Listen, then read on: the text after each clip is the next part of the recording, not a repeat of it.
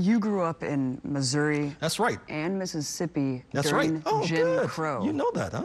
I mean, talk about what were your first memories there?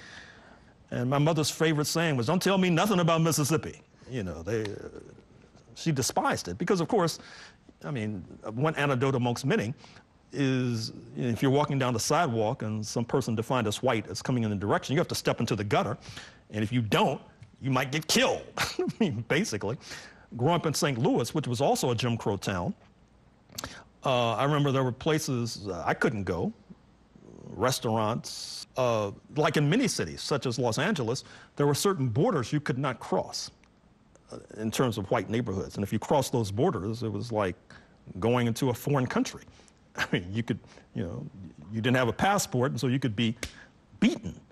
And so this was the reality that I grew up with in St. Louis. And to a certain extent, you know that the National Association for the Advancement of Colored People, NAACP, has just issued a travel advisory for the state of Missouri. Travel advisories are usually issued by the State Department. Don't visit this country because of a natural disaster or that country because of political instability. They're telling black people and people of color not to visit Missouri because it's well known that in Ferguson, where the black teenager Michael Brown was shot by the authorities in the summer of 2014, then left to roast like a suckling pig on the streets for hours on end, this is seen as an anomaly. It's seen as an aberration. That's not who we are, as one president of the United States was oftentimes fond of saying after the latest catastrophe, a mass shooting. Well, no, that is who you are. And until we come to grips with that, we will not be able to engage in what scientists and mathematicians oftentimes try to engage in, which is pattern recognition. Because pattern recognition leads you into discovery and revelation. But it's very difficult to have pattern recognition in the United States when everything is an anomaly, everything is an accident, everything is an aberration. There's no such a thing as a pattern. In the aftermath of slavery, how did new rulers, white rulers, deal with this new sense of empowerment? With difficulty. I mean, first of all, there is the organizing of the Ku Klux Klan. That is to say, the so-called white terrorist organizations that arise even as the Civil War is unfolding. Their numbers skyrocket after the end of the Civil War, circa 1865, and they begin to terrorize black people in particular, trying to make sure that they don't vote, which of course is a theme today in 2017. There's lynching, that is to say, the execution of black people who won't stay in their place without due process of law, hanging from the nearest tree. Of course, there's a rich literature about lynching, including songs like Billie Holiday's Strange Fruit. But you should also know that after 1865, you had a kind of diaspora. That is to say that slave owners wanted slavery to continue. So many of them moved with their enslaved Africans to Cuba, where slavery didn't end until the 1880s. Many of them moved to Brazil with their enslaved Africans, where slavery doesn't end until 1888. And of course, many of them moved to the South Seas, where they begin to kidnap Melanesians and Polynesians and take them to work as bonded laborers in Queensland, Australia, and in Fiji in particular. That's one of the reasons why the Hawaii Kingdom was overthrown, because it tries to object, and for objecting, it winds up being overthrown as well. So this Ku Klux Klan and this terrorism and this attempt to continue slavery then, of course, has a new lease on life in the World War I period, when President Woodrow Wilson, a Democrat, seeks to impose Jim Crow or U.S. apartheid rules on the bureaucracy of Washington, D.C. At the same time, you have the new cultural product that is cinema that begins to boom in Birth of a Nation, one of the first big blockbusters in Hollywood, basically glorifies the Ku Klux Klan. It was like a recruiting broadside for the Ku Klux Klan. It's one of the first movies ever shown in the White House. Reputedly, Woodrow Wilson says it's history written in lightning, and that leads to a further surge in the Ku Klux Klan, which by the 1920s actually is ruling state houses and state legislatures and has expanded its remit to go beyond just being anti-black, but being anti-Catholic. There's been a discernible strain of anti-Catholicism in U.S. history. You know, today we're seeing, of course, a major resurgence of white supremacy, as you mentioned, most notably the alt-right. Many correctly view the Trump administration as a resurgence of racist forces. Is this just an extension of the attitudes that founded this country? If so, how? Well, if you look holistically at the U.S. history, what you'll find is that you had this mass upsurge from below by black people, oftentimes with their Native American allies. And then you had international pressure, sometimes by the British Crown for their own purposes, sometimes by Haitian revolutionaries. And then, of course, in the 20th century, pressure from Mexican revolutionaries on the United States, circa 1910 to 1920. Pressure from the Bolshevik Revolution, then pressure from independent Africa and independent Caribbean in the 1950s and 1960s. But if you look at what's happening on the ground, you'll see in 1957, when there was an attempt to desegregate the schools of Little Rock, Arkansas, there's a mass white revolt against that. In the 1960s, when there was an attempt to desegregate the University of Mississippi at Oxford, a mass white revolt. 1970s, to show it's not a regional phenomenon, when you had the busing crisis in Boston, that is to say, an attempt to desegregate the public schools in Boston, there was a mass white revolt. 1980s in Yonkers, when there was an attempt to desegregate housing in this New York City suburb, there was a mass white revolt. And so I don't think the United States has been very honest about its history.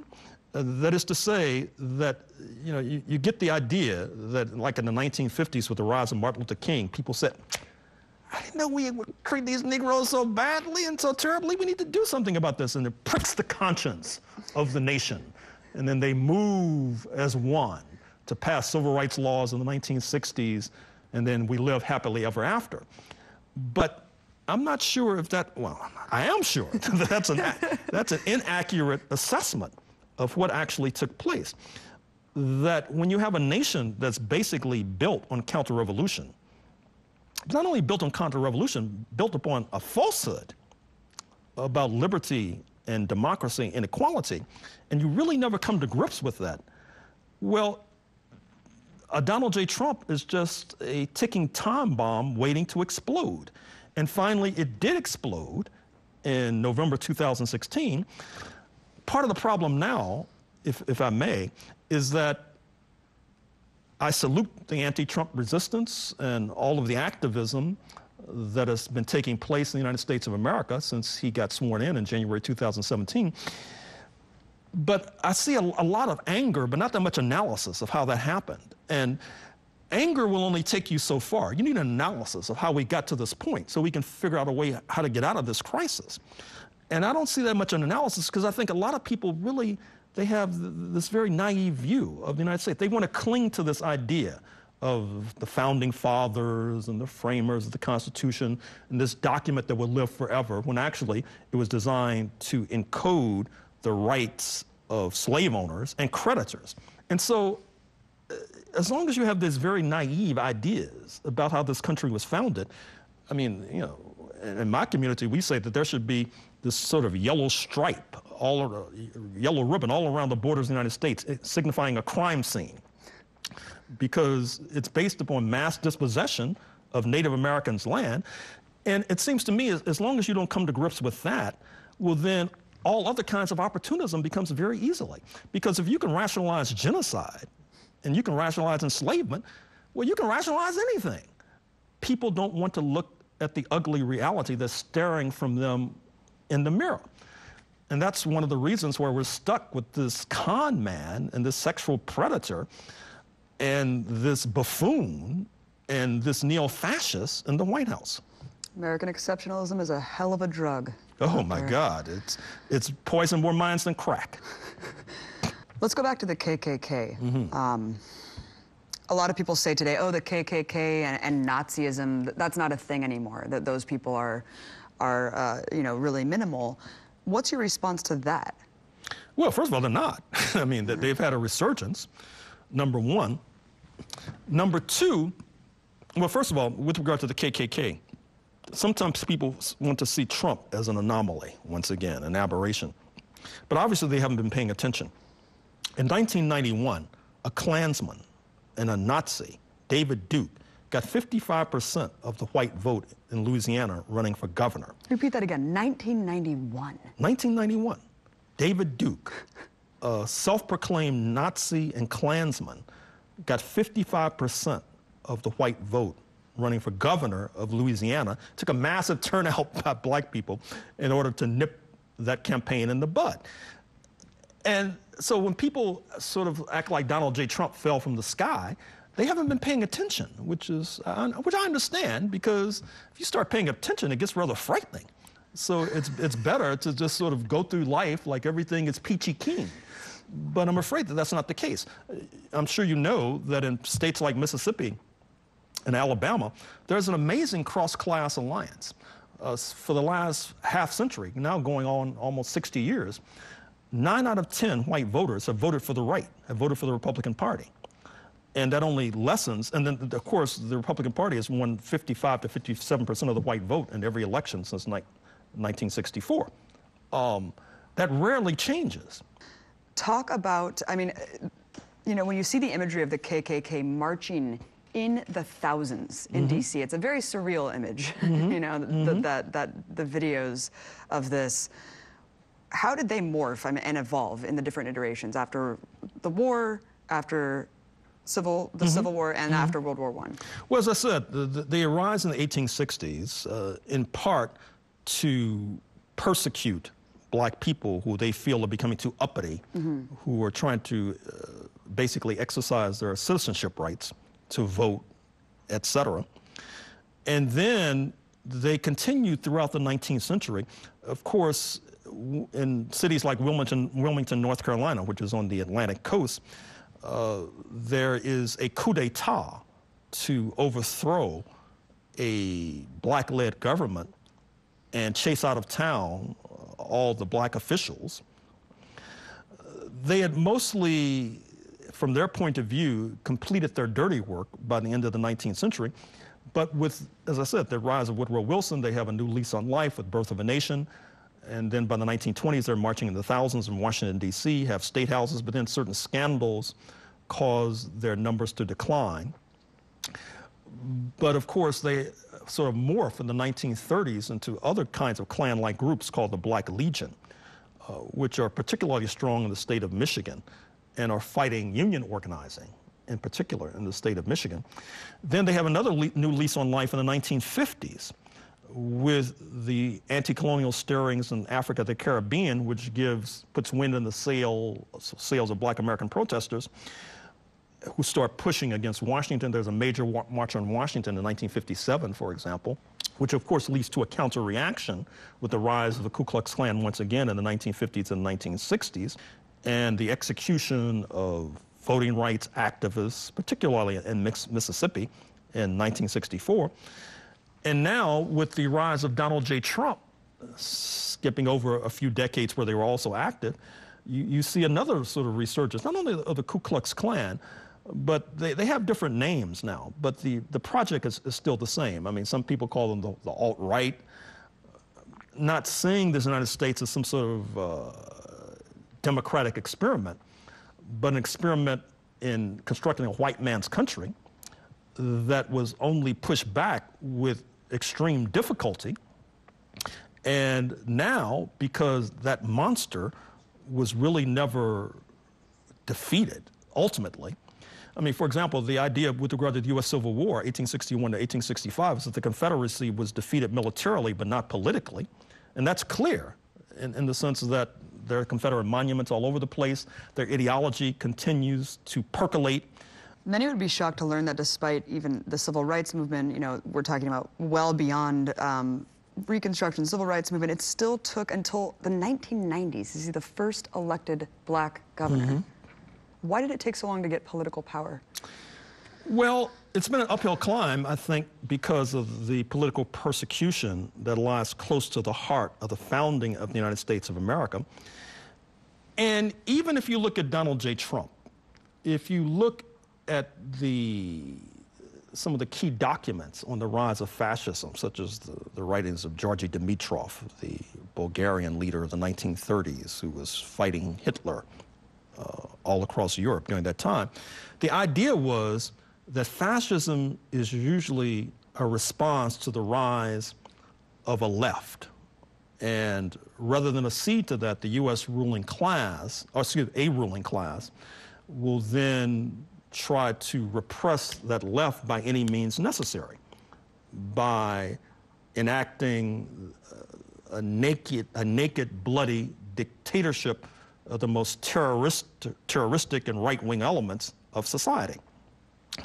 Well, we're talking, I think, understandably and realistically about a neo-fascist in the White House. But if you look at the United States of America, even if you're an optimist, it's difficult to see a very strong left-wing movement. So how does that happen? Right. Well, I think it's in part related to the so-called race question.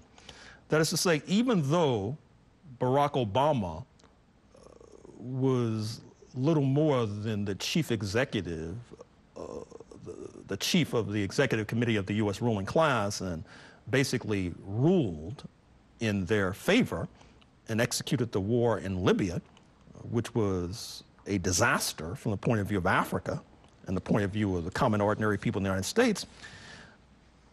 But I think that for the alt-right, that stirred some of the deepest recesses in the far corners of their brain about the rise of black people, which has been part of the black scare, as I've called it. And in some ways, if you look at U.S. politics, black people oftentimes are sort of a substitute for the left. I mean, we vote 9-1 against the right. I mean, you have all this talk about fake news and how that misled all these voters. We didn't keep black women from voting 95% against Donald J. Trump. You know, black women use the internet too.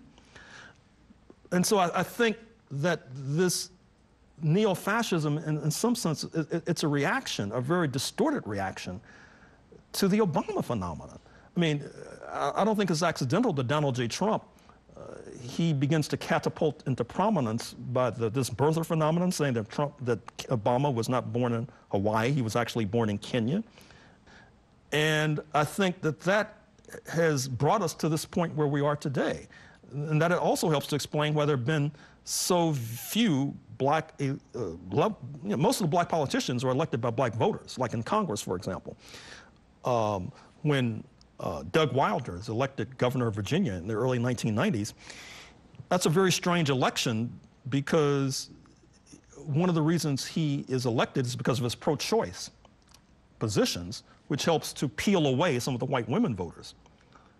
And so, which is part of the secret of how black elected officials can get elected. You have to sort of peel away some of the white women to the degree, which is difficult. You know, Trump won 52% of the white women vote in 2016, even though he's a confessed sexual predator.